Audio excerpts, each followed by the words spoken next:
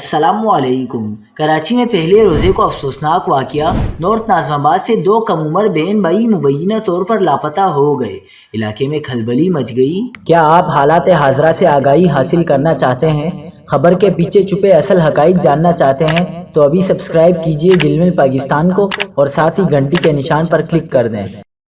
آپ کو بتاتے چلیں کہ ایان اور انابیہ رات کو برگر لینے گھر سے نکلے تھے۔ ایان کی عمر 12 اور انابیہ 11 برس کی ہے۔ یہ دو بچے جن میں سے ایک بچی اور ایک بچہ ہے، دونوں بہن بھائی ہیں، نارتھ ناظم آباد بلاک سے گزشتہ رات 12 بجے لاپتہ ہو گئے ہیں۔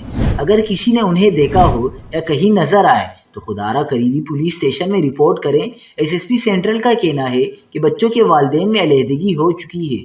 بچوں کی کسٹڈی کے لیے والدین میں تنازع چل رہا ہے، تاہم واقعے کا مقدمہ درج کیا جائے گا اور اس کی تفتیش کی جا رہی ہے۔